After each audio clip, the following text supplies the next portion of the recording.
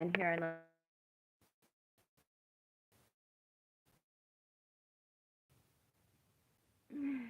yeah, it's already messing up. I will start my what I do. So Mercury retrograde in Aries. This began yesterday.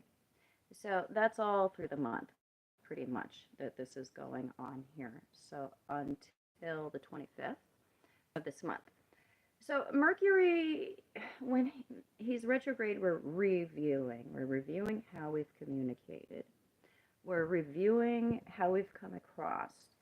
We are reviewing our methods of problem solving, sharing information. Um,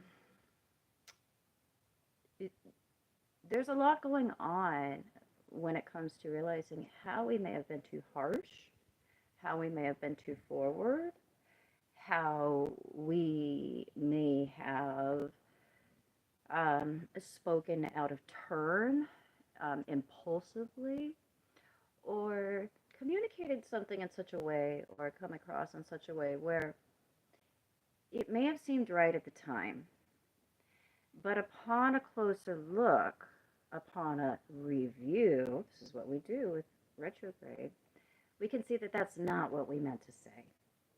Or we communicated in such a way where we didn't allow for nuance, or we didn't listen to nuance at the time. Aries is very much about feeling it and doing it. There really is no stop and consider. It's very much about just being in the moment. And that can serve us well, except when it doesn't. And that's what we're looking at is how is it that we may have during the time that Mercury was in regular motion, how is it that we may have been too impulsive, too final, too direct, too mean, too selfish? And how can we now come to a different way of understanding what went on when it comes to exchanges, problem solving, communication? How can we come to a different perspective or maybe even a different conclusion regarding what has occurred? So in Aries, we uh, we get into trouble because there isn't a tomorrow involved where Aries is in our chart. So there's just this immediacy that's there that it can make things seem right at the time, but it can be more of an immature or sometimes even an infantile energy that we're dealing with there.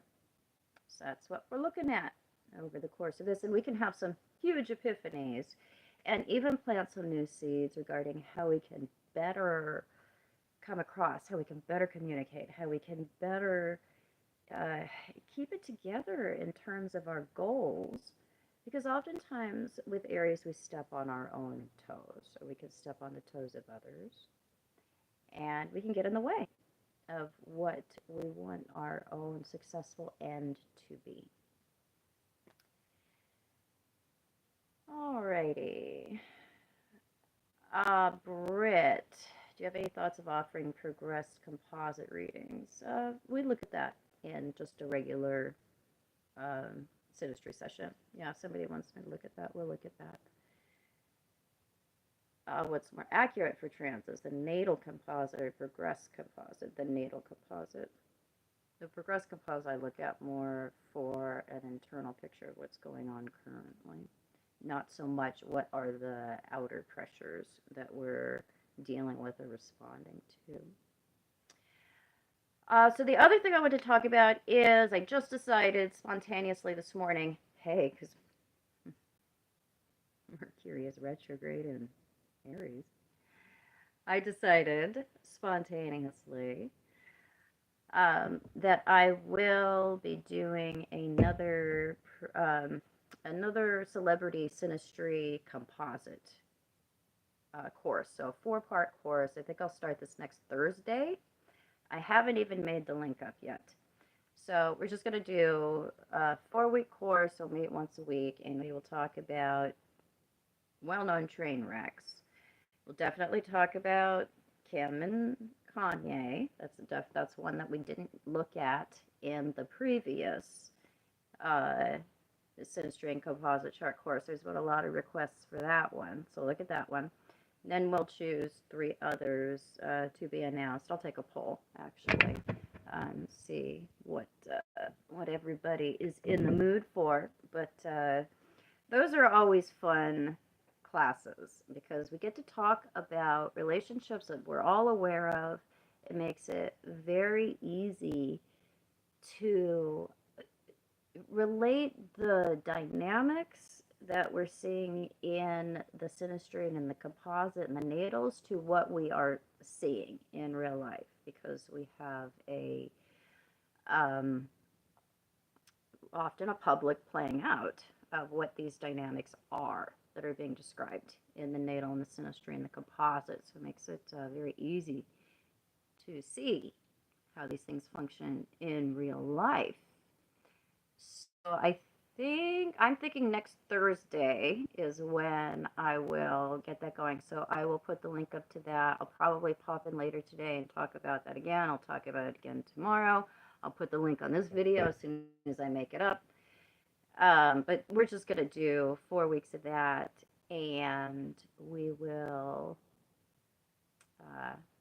figure out what are going to be the juiciest, most entertaining couples to look at. Take a look at those. All right, so I take a couple of questions, and I'm going to go outside and work outside today. It's an amazing day. And how to be more scary and confident. My Pluto and Moon in the 7th house, sick of being a people pleaser. Yeah, 7th house is,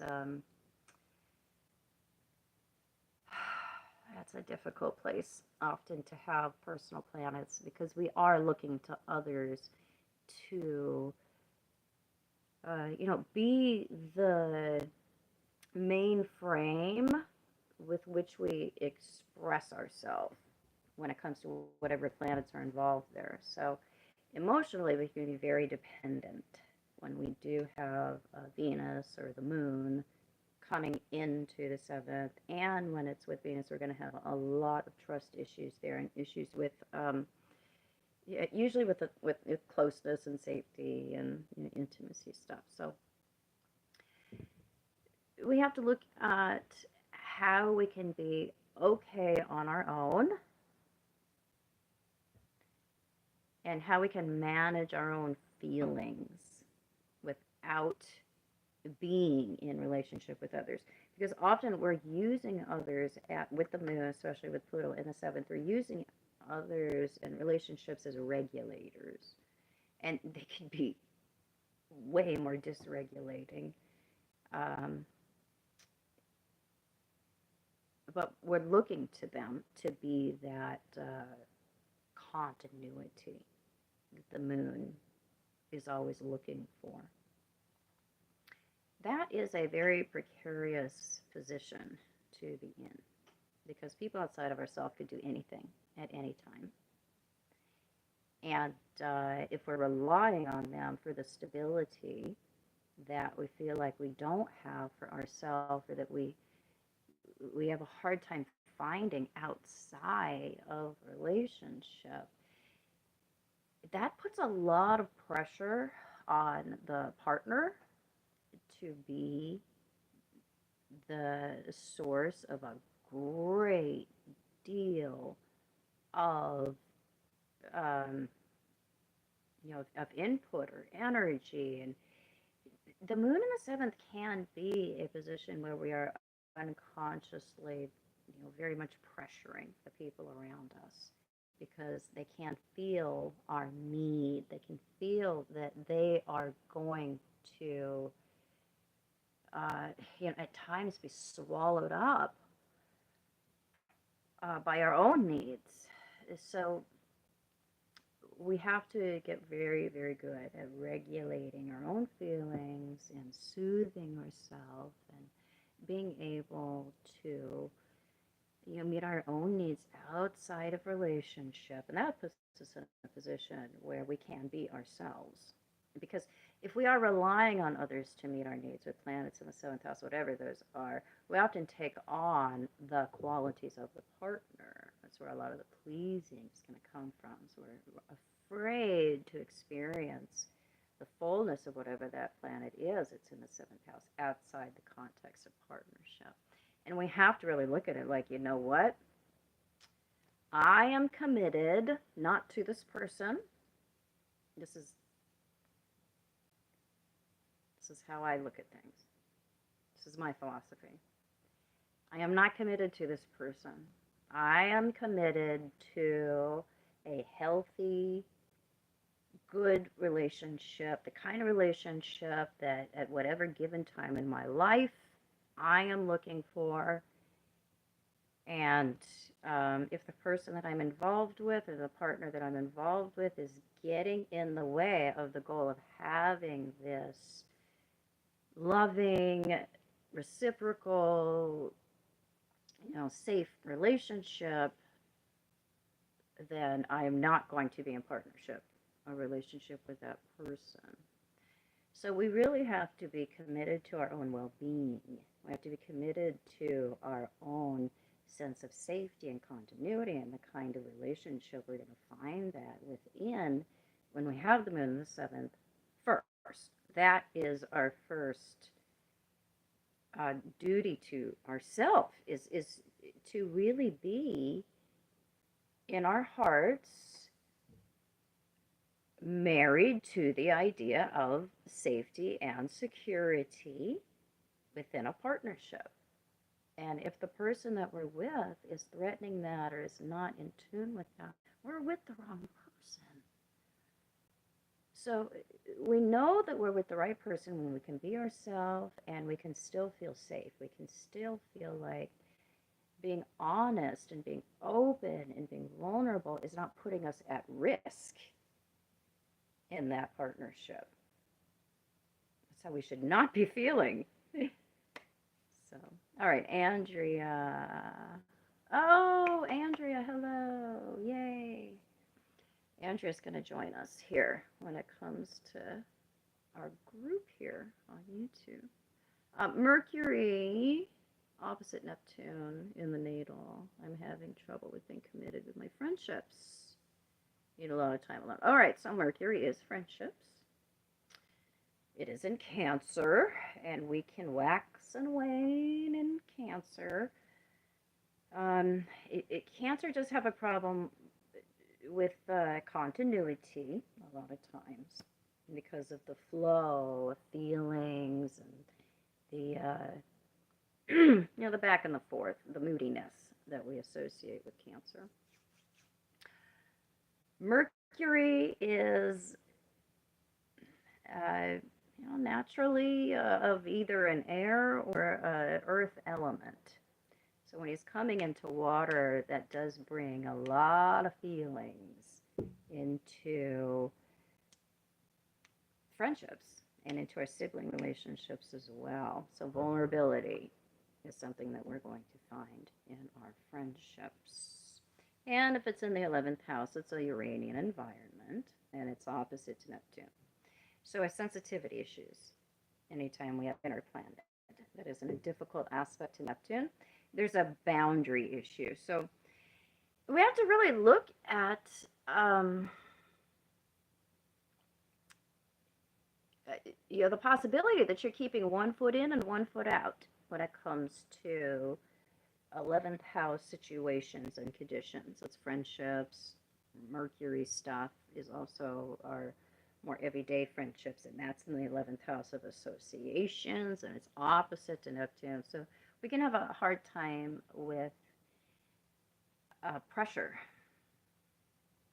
in that environment of the 11th house. So where avoidance we're often going to have some kind of cutting out or avoidance, or an oversensitivity that we are dealing with Neptune by uh, either keeping at arm's length or avoiding, or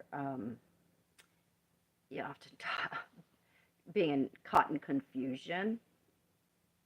That can keep us in a place. We don't really have to come to a conclusion. We don't have to really do anything.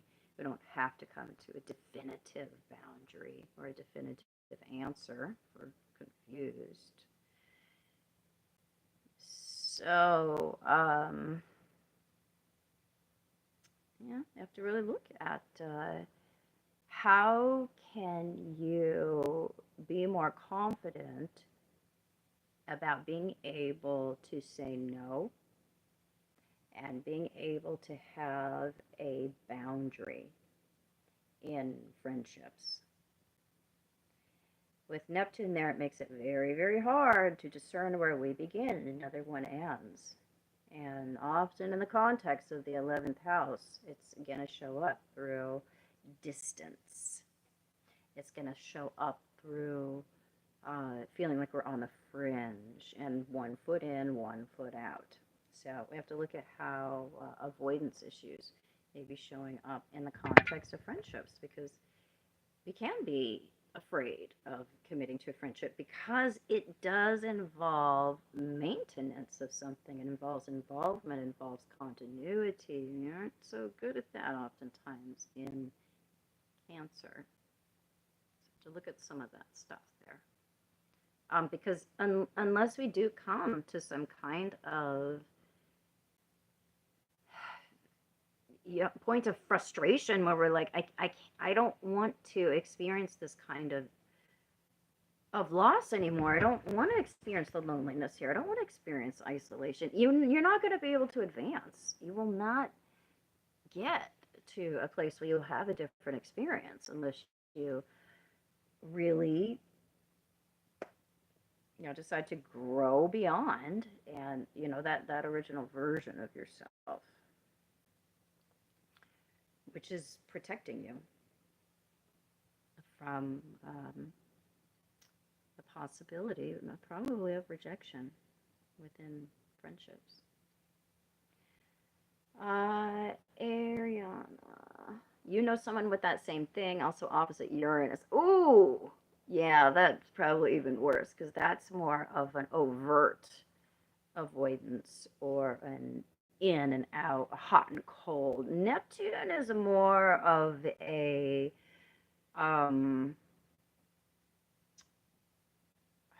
pervasive deadening rather than getting the extremes of the hot and cold.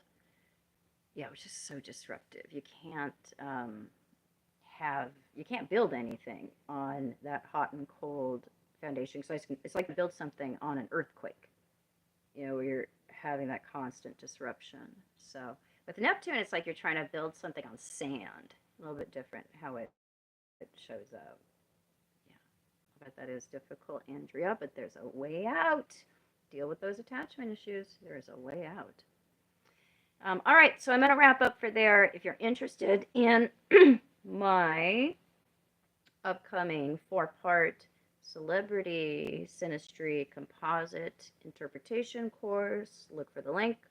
I'll probably pop in later today and talk more about that. I'll attach it to this video eventually when I get around to it. I'll talk about it tomorrow again. Yeah, I think I'll ask around in my group today what other charts we should do, but I will announce those. That'll be fun. These are always good.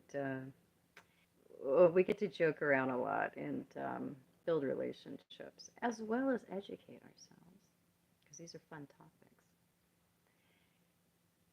All right, so I have to go for now. I will catch you guys later.